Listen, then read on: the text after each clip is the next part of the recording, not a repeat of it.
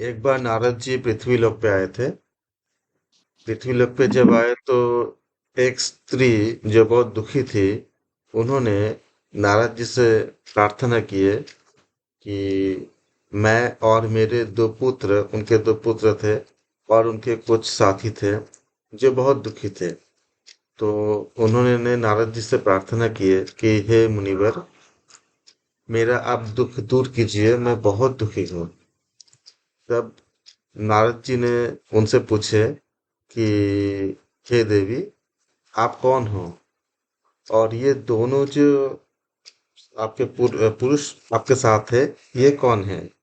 और कुछ साथियां थी उनके जो कमल नयनी देवियां थी। तो ये देवियां कौन है?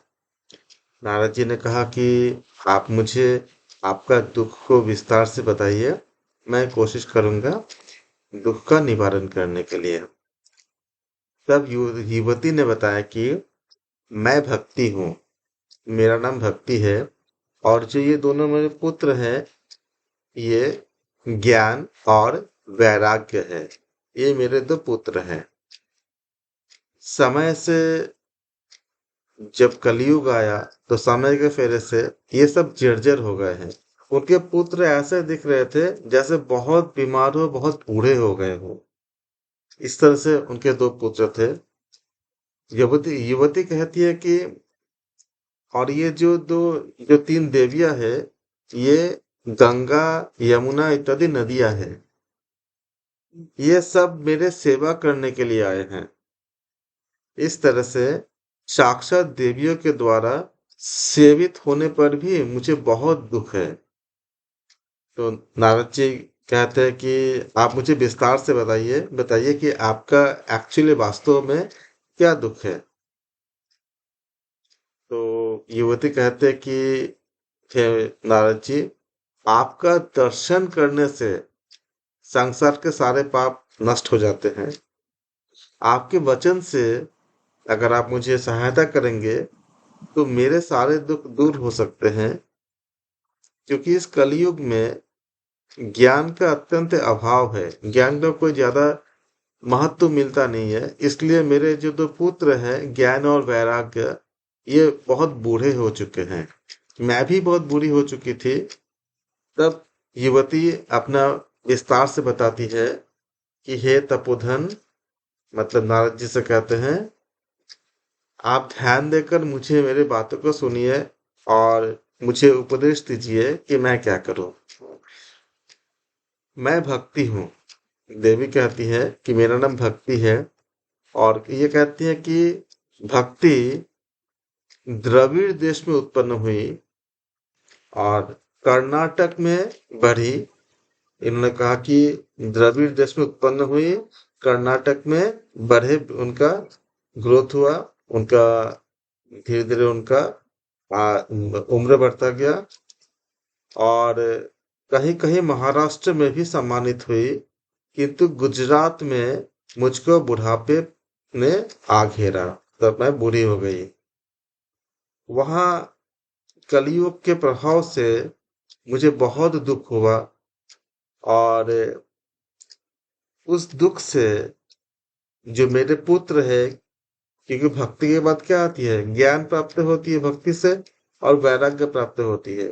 तो जब भक्ति बहुत दुर्बल हो गया तो ज्ञान और वैराग्य भी मनुष्य को कम होता गया, यानी दुर्बल होता गया। भक्ति कहते हैं कि जब मैं वृंदावन में आई, तो वृंदावन में आने के बाद मैं फिर से सबल हो गई। यानी जब हम धाम का महत्व को बताते हैं कि जब भक्ति वृंदावन में गए तो जो दुर्बल थे, निस्तेज थे, उससे पुनः परम सुंदरी सुरूपवती नव युवती बन गई। यानी कि भक्ति सुदृढ़ हो गया। जैसे हम धाम जाते हैं ना, जैसे कि एक जगह का असर पड़ता है। जैसे अगर आप मंदिर जाओगे तो कुछ हद तक आप न्यूट्रल होते हुए भी एक भक्ति की भावना उत्पन्न होती है। वैसे ही अगर आप ऐसे अपने दोस्तों के साथ मिलोगे तो आपका मन चेंज होता है। ऐसे ही अगर आप पहाड़ में जाओगे, नदियों में जाओगे, कहीं घूमने जाओगे, तो जहाँ जाते हैं वहाँ के जो वातावरण होता है, वहां के जो परमाणु में जो वाइब्रेशंस होते हैं, जो वाइब्स होते हैं, वो हमारे जीवन को असर करता है। जैसे कोई बहुत संत महात्मा के साथ हम थोड़ा देर के लिए उनके वाणी सुने, उनसे बातें करें, तो हमें बहुत चेंजेस आते हैं। हम ये भी देखते हैं कि हमारे जो बहुत हितैषी है, जो हमारे मंगल कामना चाहते हैं, वो मेरा मित्र हो सकते हैं, परिवार के लोग हो सकते हैं, माता पिता या और कोई हो सकते हैं। जब हम उनसे तरह बात करते हैं तो हमारा मन प्रफुल्लित हो जाता है। इसी तरह से जब आप जैसे वृंदावन, काशी, ऐसे बहुत से तीर्थ स्थान है जहाँ जाने भर से बहुत अच्छा एक महसूस होता है। इससे कह रही है कि जब मैं वृंदावन में आई तो मैं पुनः परम सुंदरी नव नव युवती बन गई। अर्थात क्या है, आप महसूस करना, कभी कभी अगर आप वृंदावन जाते हो या काशी जाते हो, तो उस समय आपकी जो भक्ति की भावना है या समर्पण की जो भावना है, ये बहुत ज्यादा हाई हो जाता है, बहुत उच्च हो जाता है, क्योंकि धाम का प्रभाव होता है। इसी को बता रहे हैं कि मैं तो भक्ति तो बहुत आपका पूरा फिर से नव युवती बन गए, लेकिन सामने जो पड़े हुए ये दोनों मेरे पुत्र है, ज्ञान और वैराग्य, ये बहुत थके थके हैं, और ये अभी भी बूढ़े ही लग रहे हैं।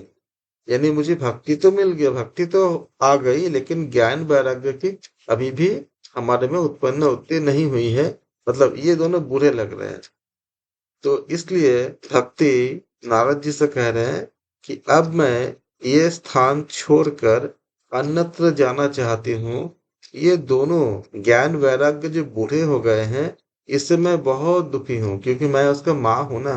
माँ मतलब भक्ति से ही, जब आपके अंदर जब ईश्वर के प्रति, जब नारायण के प्रति, जब कृष्ण के प्रति, जब राधा रानी के प्रति भक्ति उत्पन्न होती है, तो भक्ति करते करते एक स्तर ऐसा आता है कि बहुत सारे ज्ञान आपके अंदर खुद प्रकट होते हैं। आपको बाहर से लेने की जरूरत नहीं होती है, अंदर ही उत्पन्न होते हैं। और आप देखेंगे कि जितने भी बड़े बड़े महर्षि संत हुए हैं, उनके ज्ञान जो होती है वो अंदर से आती है, अंदर से निकलती है। तो कहते हैं ना कि जब मैं भीतर गया तो मैं भी तर गया। तर गया मतलब उस भक्ति से पूरा ओत-प्रोत हो गया। भीतर मतलब अंतर्मुखी जब हो गया। तो इसी को बता रहे हैं कि मैं भक्ति यानी माँ, वो तो माँ क्यों? क्योंकि भक्ति ही ज्ञान की जननी है, और जो जन्म देते हैं वो माता होते हैं।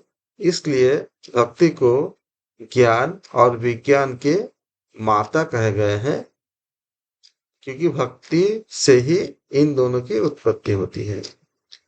तो यहाँ भक्ति कहते कि मैं तो वृंदावन आकर के पुनः जब तरुणी हो गई हूँ, यानी कि मुझे तो फिर से वो स्थिति प्राप्त हो गई है, लेकिन मेरे ये दोनों पुत्र बूढ़े हैं। अब माँ अगर एकदम तरुणी है, पुत्र बूढ़े हो, तो ये कैसा लगता है? इसलिए मैं बहुत दुखी हूँ, भक्ति बहुत दुखी है।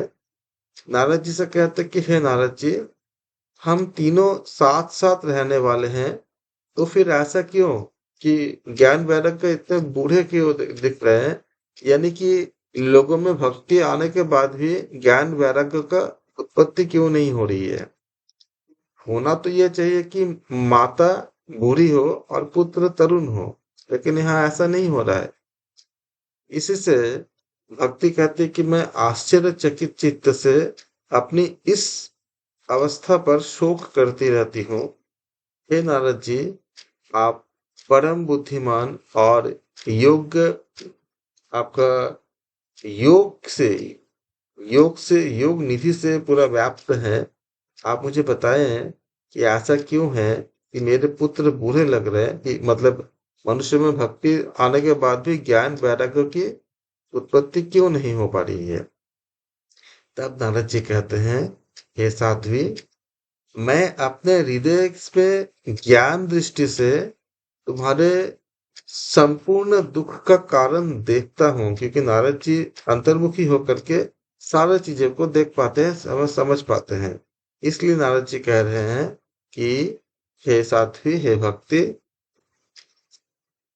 तुमको विषाद नहीं करना चाहिए, यानी तुमको दुखी नहीं होना चाहिए। श्री हरि तुम्हारा कल्याण करेंगे, ये नारद जी कहते हैं। इस पर सूत जी कहते हैं, मुनिवर नारद जी एक क्षण में ही उनका यह कारण जानकर बता दिए, क्योंकि वो इतने बड़े संत महर्षि है, उनको एक क्षण ही लगते हैं अपने अंदर के योग शक्ति से सारी चीजों को जान के समझाने में।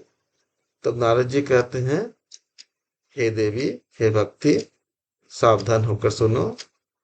ये कलयुग है, बहुत जबरदस्त, दारुण दारुण, मतलब अत्यंत शक्तिशाली कलयुग है।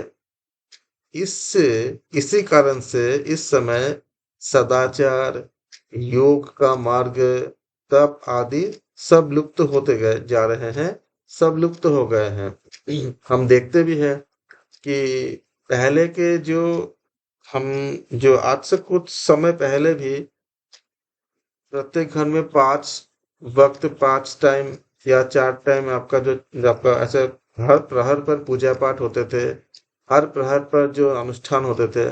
लेकिन अब क्या है, धीरे धीरे उससे दूर होते जा रहे हैं। जैसे जैसे हम दूर होते जा रहे हैं, नकारात्मकता हमें बढ़ती जा रही है, नेगेटिविटी बढ़ती जा रही है, तमोगुण बढ़ती जा रही है, और हम अलग अलग तरह के, बहुत तरह के दुखों से व्याप्त होते जा रहे हैं।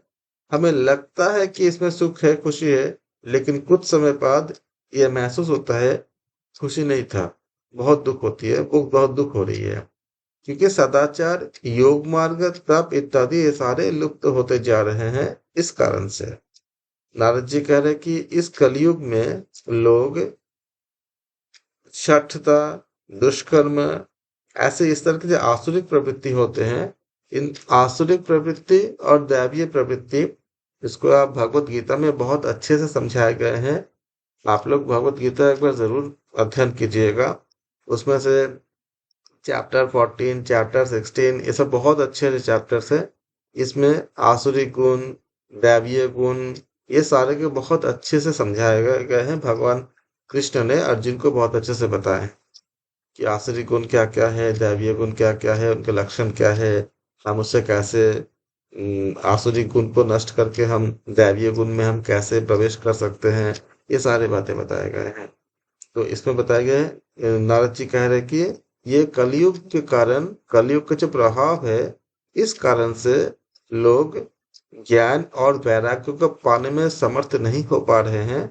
शठता, दुष्कर्म इत्यादि जो जो आसुरिक जो गुण होते हैं, वो प्रभावित ज्यादा हो रहे हैं। इसलिए आप जो बोल रहे हो कि ये ज्ञान वैराग्य में ये बूढ़े क्यों हैं, कि भक्ति होने के बाद भी ये बुरे इसलिए है क्योंकि ये कलयुग के कारण उनके जो वाइब्रेशंस होते हैं, इनका जो प्रभाव होती है, इस कारण से होते हैं।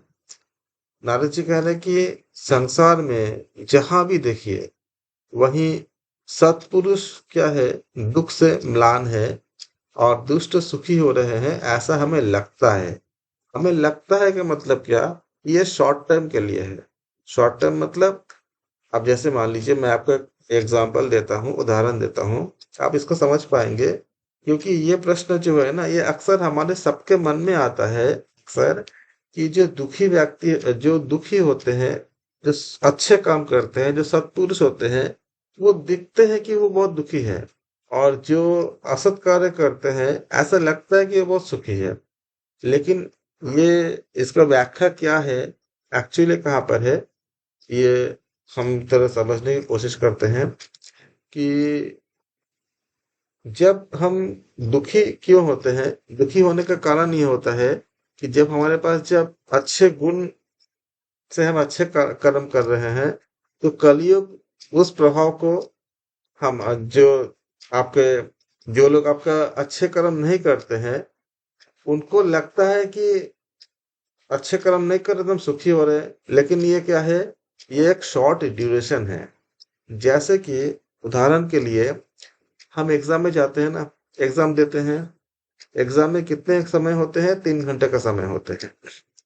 3 घंटे के समय में हम एग्जाम देते हैं। मान लीजिए कि आपने किसी कंपटीशन का एग्जाम दिया, बीए बीएस से बीकॉम का एग्जाम दिया, अब उस 3 घंटे के एग्जाम के बाद अगर आपने बहुत अच्छे से पढ़ाई किया होगा, उस समय खाली आप एग्जाम में लिख रहे हो, लिख रहे हो, लिख रहे हो, और जिसने पढ़ाई नहीं किया होगा वो शायद नहीं लिख रहा है, वो कुछ और सोच रहा है या कुछ और कर रहा है।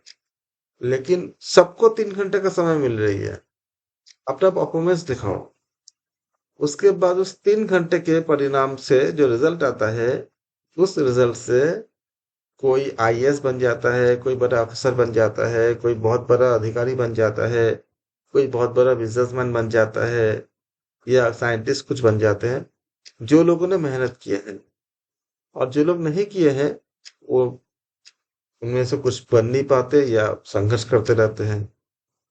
तो क्या करता है ये 3 घंटे, आपके जीवन का जो 50 साल 60 साल का जो समय है, उसको अच्छा या बुरा कर देता है क्या इसका 3 घंटे का जो एग्जाम है। उसी तरह से हमारा 84 लाख योनियां होते हैं, और जैसे पर्वत भी एक योनि है, ऐसे ही वृक्ष भी योनि है। आप देखिए कि जैसे जैसे हिमालय पर्वत कितने हजारों साल से वो हिमालय पर्वत बन के स्थित है, ऐसे बहुत से पर्वत हैं। हम जो ये इस मानव जन्म में जो हम कर्म कर रहे हैं, भक्ति के द्वारा और सेवा के द्वारा, प्रभु के पूजन के द्वारा, ये उस 3 घंटे के एग्जाम की तरह है। इसके बाद जो 3 घंटे का एग्जाम, 3 घंटे के परीक्षा के बाद जो हमें 50 साल 60 60 साल 80 साल के लिए जो सुख मिलता है, जो हमें जो कोई अपने अपने पदों पे चले जाते हैं, कोई आईएएस बनता है, कोई पीसीएस बनता है, कोई बड़े अधिकारी बनते हैं, कुछ जो जिनको जो बनना है बनते हैं, वो जो सुख प्राप्त करते हैं, उसका रूट में क्या था? वो 3 घंटे का एग्जाम। अगर एग्जाम नहीं देता तो क्रैक नहीं करता तो क्या बन पाता? अधिकारी नहीं बन पाता। तो इसी तरह से हमारे पास अभी जो 25 30 साल जगह जितना भी हमारा जो जिसका जितना उम्र बची हुई है, 25 30 50 60 साल जितने भी बची हुई है, वो इस 3 घंटे की तरह है। अगर हम इसमें अगर बहुत अच्छा सा अगर हम अपने कर्मों को सुधार लेंगे, अच्छे काम करेंगे, तो क्या होगा? 84 लाख योनियों का जो चक्र है उससे हमें मुक्ति मिल जाएगी, और हम अपने आप को प्रभु में पूरा पूरा समर्पण करके एक मोक्ष की तरफ जाएंगे। वो हमें अनंत कालों तक हमें सुख देगा। अब सत्पुरुष के साथ दुख क्यों आता है? जब हम प्रभु की भक्ति करते हैं और ऐसे अच्छे कर्म करते हैं, तो प्रभु ये चाहते हैं कि इसी जन्म में सब कुछ हमारा जितने भी कार्मिक अकाउंट है वो सेटल हो जाए, जितने बुरे कर्म है, जो भी चीज है वो सेटल हो जाए, ताकि हमारा कोई कर्माशय न रहे, और हम इसके जब शरीर छोड़ेंगे तो हमें मोक्ष की प्राप्ति हो। जैसे बैंक का अकाउंट को अगर आप बंद करोगे तो बैंक क्या बोलेगा? आप पहले जीरो करो, जितना लेन देन है। अगर कोई लोन है तो पहले लोन चुकता करो, और अगर आपका डिपॉजिट है तो बैंक बोलेगा पैसा आप ले लो। जब जीरो हो जाएगा तब आप अकाउंट बंद कर सकते हो। हमारे नॉर्मल अकाउंट में ऐसा होता है। वैसे ही जो कार्मिक अकाउंट होता है, इसमें भी सारा चीजों को जीरो करना होता है। तो हमारे अनंत जन्मों तक, इसका पहले जितने भी जन्म हुए होंगे, हम तो कितने न जाने कितने 84 लाख योनियों के तो पूरा चक्र ही बनती है। और भी बहुत से ऐसे समय होगा जिसमें हमारे कुछ अच्छे कर्म कुछ बुरे कर्म हम निश्चित निश्चित रूप से रहते हैं। तो प्रभु क्या करते हैं, जितने भी हमारे बुरे कर्म है उनका जो दुख है, वो बहुत छोटे मात्रा में जब आप भक्ति करते हो, जब आप भजन करते हो, जब आप समर्पण करते हो, तो जैसे अगर किसी को मान लीजिए कि कोई कर्म में रहा होगा कि उसको भूखा रहना है, मान लीजिए एग्जाम्पल के लिए उसको भूखा रहना है, तो प्रभु क्या करेंगे कि हो सकता है कि जो भूखा रहने का जो कंडीशंस है, उसके हमारे अंदर ऐसा प्रेरणा या हमें ऐसा गरीबी दे देंगे, या ऐसा कुछ दे देंगे कि हम उपवास करें, प्रभु के लिए उपवास करें। तो उपवास में तो हमने खाना तो नहीं खाया, लेकिन अगर हमारे पास अमीरी होता, बहुत पैसा होता, तो शायद हम भक्ति की तरफ नहीं जाते। गीता में भी बताया गया है कि 4 प्रकार के व्यक्ति ईश्वर को पाने की कोशिश करते हैं। उनमें से एक ज्ञानी होते हैं, एक जिज्ञासु होते हैं, और एक आर्त है। आर्त मतलब जो बहुत दुखी होते हैं। सबसे ज्यादा दुखी लोग ही ईश्वर की तरफ जाने की कोशिश करते हैं। जब दुख देते हैं तो दुख से मुक्त होने के लिए हम भजन की तरफ, ईश्वर की तरफ, अच्छे कर्म की तरफ जाते हैं। और उस समय हमारे जितने भी बुरे प्रारब्ध होते हैं उनको बहुत, जैसे अगर किसी को बहुत ऐसा प्रारब्ध अगर है कि भूखे रहना है, तो एक दिन प्रभु उसको थोड़ा सा उपवास करवा करके वो उसको सेटल कर देते हैं। ऐसे ही मान लीजिए कि किसी को अगर बहुत बड़ी कुछ बीमारी का कोई अगर होता है, तो उनको छोटे में एक बुखार दे करके, ऐसा कुछ करके छोटे में उनको भगवा करके उस कार्मिक अकाउंट को सेटल करा देते हैं। जैसे पूरा सेटल इस तरह से करते हैं कि इसके बाद अगर कोई हमें जन्म न लेना पड़े और हमको मोक्ष की प्राप्ति हो। तो सोचिए, इस जन्म में थोड़ा सा अगर दुख पाने के बाद, इसके बाद अगर हमें मोक्ष की तरफ ले जाते हैं, तो ये हमारे लिए अच्छी है कि अच्छी नहीं है? बहुत अच्छी बात है। इसलिए सत्पुरुष को, जो हम सत्कर्म करते हैं, तो बहुत सारे ऐसे दुख हमें मिलते हैं। और जो असत कर्म करते हैं वो कलयुग के प्रभाव से ऐसा हमें लगता है कि सुखी है, लेकिन एक्चुअली वो सुखी है ही नहीं।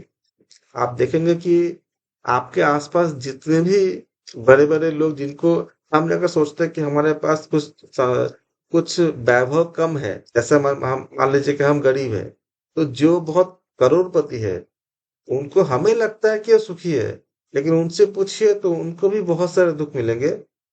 तो लेकिन दूर से लगता है कि वो सुखी है।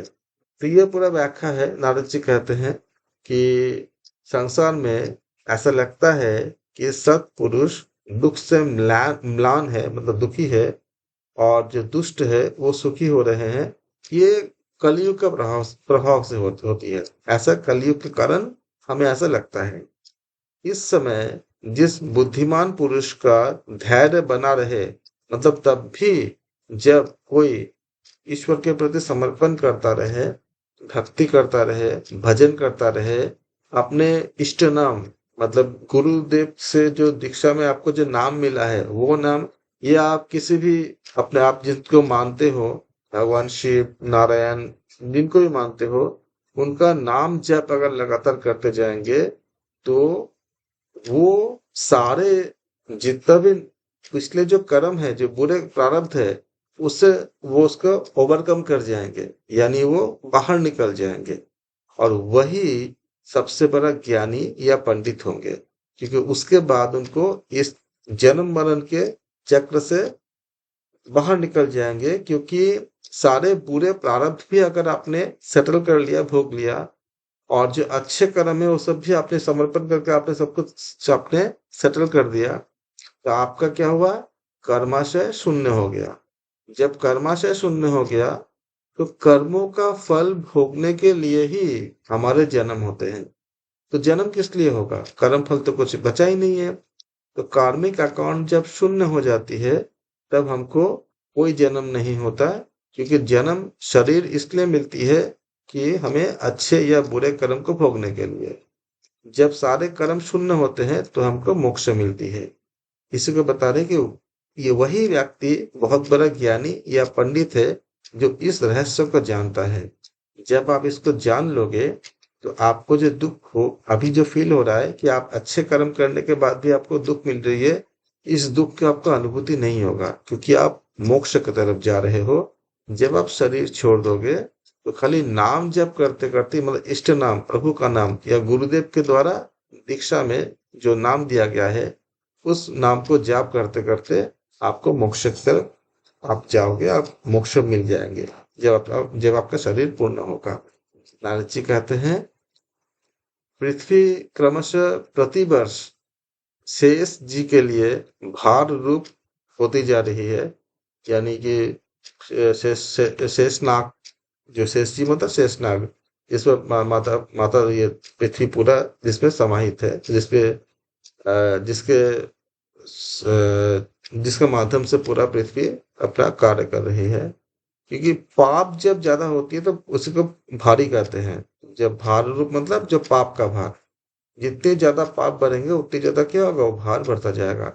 इस बात को अगर समझने के लिए आप सोच सकते हो थोड़ा सा अपने आप में, आप देखोगे कि जिस दिन आप कुछ अच्छे काम करते हो, जैसे आपने किसी दुखी को मदद कर दिया, या किसी जानवर को आपने खाना खिला दिया, या उसको कुछ मदद कर दिया, या किसी भूखे को आपने रोटी दे दिया, ये करने के बाद आपको बहुत हल्का महसूस होता है। क्यों? क्योंकि आपने पुण्य काम किया। और अगर हम जानबूझ के कोई गलत काम करते हैं, तो आप देखना अपने आप में एक भारीपन महसूस होता है, अपने खुद के अंदर ही एक मतलब बहुत ऐसा अनईजी महसूस होता है। अगर हम जानबूझ के कोई गलती या अपराध करते हैं, तो अपने आप में ही बहुत ग्लानि फील होता है, या अपराध बोध फील होता है, एक भारीपन लगता है। और जब आप कुछ अच्छे कर्म करते हो तो एक हल्कापन लगता है। तो ये हल्कापन भारीपन क्या है?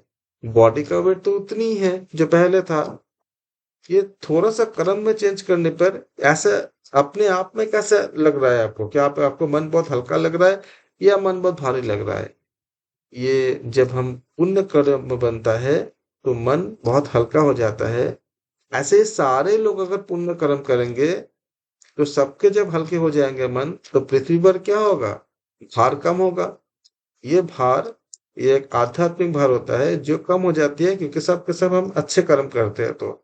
लेकिन अगर सब के सब अगर हम बुरे कर्म करेंगे, या ज्यादातर लोग अगर बुरे कर्म करेंगे, तो जितने ज्यादा लोग पाप करेंगे, उतनी क्या होगा? नेगेटिव वाइब्रेशन बढ़ेगी। जब नेगेटिव वाइब्रेशन बढ़ेगा, तो सबके अंदर क्या आएगा? ऐसा एक भारीपन का महसूस होगा। इसी को सब मिला करके जो कहते हैं कि ये भार पृथ्वी पर भी पड़ती है।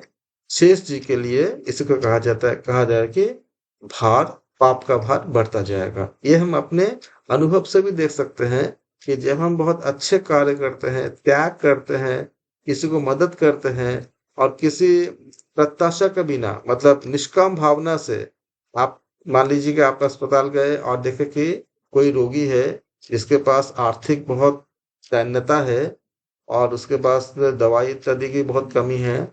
आपने उनका मदद कर दिया, और उनको हेल्थ अच्छा हो गया, वो ठीक हो गए। करने के बाद आप अपने अंदर इतने सुकून महसूस करोगे, इतना अच्छा फील करोगे, इतना हल्कापन फील करोगे। ये किसका प्रभाव है? यही पुण्य का प्रभाव है। इसी को हम कहते हैं कि हल्का हो जाना।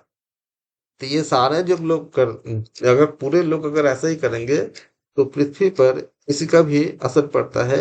अगर सब पाप कर्म करेंगे, तो भारीपन जैसे हमें अकेले को भारी लगता है, तो सबको मिला के जितने ज्यादा लोग ऐसे पाप करेंगे, वो सारे भार कहाँ जाते हैं? वो पृथ्वी के माध्यम से शेषनाग पे जाते हैं। इसी को बताया गया है कि उनका भार बहुत ज्यादा बढ़ जाती है। और अगर अच्छे कर्म करेंगे तो हल्के हो जाते हैं। घरों में भी ऐसा होता है कि अगर सब कोई बहुत अच्छे विचार वाले लोग होते हैं, तो उस घर में कितनी खुशियां होती है। और अगर नहीं होंगे तो दुख होते हैं। ये सब जगह मिलती है देखने को। नारद जी कहते हैं कि अब ये छूने योग्य तो क्या, देखने योग्य भी नहीं रह जाती है, क्योंकि जब पाप कर्म बनते हैं, तो मंगल कहीं भी दिखाई नहीं देता। इस कारण से तुम्हारा पुत्र का ये हाल है, क्योंकि जब पाप कर्म होते हैं, ज्ञान होते हुए भी हम उसको समझ नहीं पाते। जैसे किसको नहीं पता है कि झूठ बोलना गलत है, या जो हम दूसरे तरह के जो पाप करते हैं, वो बहुत लोगों को पता ही होता है कि हम गलत कर रहे हैं, और हमारे अंतरात्मा लगातार बोलता भी है कि ये झूठ बोल रहे हैं, या हम ऐसा कोई पाप कर रहे हैं। लेकिन उस ज्ञान को हम ले पाते हैं क्या? जब कोई हम गलत काम कोई करता है, तो उस ज्ञान को वो दरकिनार कर देता है। इसीलिए बताया गया है कि ज्ञान वैराग्य बूढ़े हो चुके हैं दो पुत्र। नारद जी कहते हैं, आप किसी को पुत्र के साथ तुम्हारा दर्शन भी नहीं होता, क्योंकि भक्ति और ज्ञान वैराग्य के साथ आते हैं। अगर हम जानबूझकर अगर हम पाप करेंगे, तो ज्ञान वैराग्य को हम इग्नोर तो कर ही रहे हैं, क्योंकि ज्ञान तो है ही हमारे पास कि झूठ नहीं बोलना चाहिए, या दूसरा बुरा काम जो भी करते हैं वो नहीं करना चाहिए। लेकिन हम उसको इग्नोर कर रहे हैं। ये इग्नोर करना ही आपका ज्ञान वैराग्य का बूढ़े हो जाना है। और जैसे जैसे हम ऐसे पाप कर्म या इग्नोर अच्छी चीज को इग्नोर करेंगे, तो भक्ति अपने आप हमारा कम हो जाती है, क्योंकि हम पाप को हम अपने अंदर आश्रय देते हैं। इसीलिए कहा गया कि नारद जी कहते हैं कि तब जब जैसे जैसे लोग ज्ञान को वैराग्य को इग्नोर करेंगे, भक्ति भी कम हो जाएगा, यानी भक्ति का भी दर्शन नहीं होता। विषय के अनुराग के कारण अंधे बने हुए जीवों से उपेक्षित होकर भक्ति जर्जर हो रही थी। इसी को बताया जा रहा है कि तुम जो भक्ति हो, लोग विषय यानी कि काम क्रोध लोभ मोह के कारण जानकर भी ज्ञान को इग्नोर कर रहे थे, और जब ज्ञान को इग्नोर कर रहे थे तो भक्ति भी नहीं आ पा रही थी, इसीलिए भक्ति जर्जर हो रही थी। ये नारद जी ने भक्ति से कहा। भक्ति के बारे में हम बात किए थे, नवधा भक्ति, अपरा भक्ति सब पहले पहले हम बात कर चुके थे। नारद जी कहते हैं, हे भक्ति, लेकिन जब तुम वृंदावन में आए, आप देखना कभी वृंदावन जाकर के आपके मन में जो भी दशा स्थितियां होती है, वृंदावन जाने के बाद आपको बहुत अच्छे लगने लगते हैं। भक्ति अपने आप जैसे आपके हृदय में उत्पन्न होते हैं। इसी को बता रहे कि वृंदावन के संयोग से तुम फिर से नवीन तरुणी हो गई हो। यानी जब तक आप वृंदावन रहोगे ना, आपको बहुत अंदर से भक्ति आती रहेगी, ईश्वर के प्रति आपका समर्पण होता रहेगा, आपके आंखों से आंसुएं निकलते रहेंगे। आंसू दुख के आंसू नहीं, ईश्वर के प्रति प्रेम के आंसू, कृष्ण के प्रति प्रेम के आंसू, राधा जी के प्रति प्रेम के आंसू, वो निकलते रहेंगे। भक्ति जितनी ज्यादा दृढ़ होगा, आपके आंखों से अपने आप वो आंसू निकलते रहेंगे, और उसके बाद आप अपने आप को बहुत ही हल्का महसूस करोगे। इसलिए वृंदावन धाम धन्य है, जहाँ भक्ति सर्वत्र नृत्य करती है। मतलब पूरा भक्ति में पूरा वो स्थान है। वहां के वातावरण में भी भक्ति है। जैसे काशी ज्ञान के लिए पूरा आपका बहुत ज्यादा ज्ञान मिलती है, हर एक रज कण में वहां पर ज्ञान व्याप्त है। वैसे वृंदावन में प्रेम भक्ति बहुत ज्यादा व्याप्त है। परंतु नारद जी कह रहे हैं कि तुम्हारे इन दोनों पुत्रों का यहाँ कोई आ, मुक्ति इसलिए नहीं मिल रही है, उनका बुढ़ापा नहीं छूट रहा है, क्योंकि प्रभाव तो कलयुग का है ही। भक्ति जब और दृढ़ होंगे, अभी वृंदावन में भक्ति बहुत ज्यादा प्राप्त हो रहे हैं, लेकिन ज्ञान वैराग्य नहीं हो रहे हैं, इसको अभी नहीं प्राप्त हो रहे हैं। इनको यहाँ कुछ आत्म सुख, मतलब भगवत स्पर्श जनित आनंद की प्राप्ति होने के कारण ये सोते से जान पड़ते हैं। जैसे जैसे आपके अंदर उस भक्ति की उत्पत्ति होगी, तो क्या होता है ना कि जब एक भक्त के पास होता सब कुछ है, लेकिन वो कभी भी कुछ बोलना नहीं चाहता, यहाँ तक कि वो मोक्ष भी नहीं चाहता, ये भी नहीं चाहता, वो खाली समर्पण करता है कि अगर मोक्ष मिल जाएगा तो हमें वो जो सुख है वो सुख नहीं मिलेगा, जिससे हमें भक्ति करने से, ईश्वर के प्रति समर्पण करने से मिलते थे, वो नहीं मिलेंगे। इसलिए वो ज्ञान वैराग्य को भी नहीं पाना चाहते हैं, क्योंकि वो केवल भक्ति के रस से जो आनंद होती है, उस आनंद पे व्याप्त होना चाहते हैं। इसलिए क्योंकि ज्ञान जब आती है तो ज्ञान के बाद एक अहंकार भी आती है, ज्ञान का अहंकार। वो क्या करता है, हमें पतित करता है। ज्ञान बहुत अच्छी चीज है, लेकिन ज्ञान का अहंकार बहुत बुरी चीज है। तो जब भक्ति दृढ़ होता है ना, तो वो ज्ञान के भी इच्छा नहीं रहता है। वो खाली भक्त जो है, वो परा भक्ति में, वो प्रभु के समर्पण में ही अपने आप को पूरा पूरा एकदम पूरा ओतप्रोत कर देते हैं। फिर उनको ज्ञान ही भी अच्छा नहीं लगता, प्राप्त करने की मन नहीं करता। इसीलिए बोले नारद जी कि जहां पर भक्ति इतना दृढ़ होती है, वहां ज्ञान वैराग्य पाने की भी इच्छा नहीं रहती। इसीलिए तुम्हारे दोनों पुत्र जो है वो बूढ़े लग रहे हैं, क्योंकि यहाँ कोई नहीं ज्ञान वैराग्य चाहता ही नहीं है।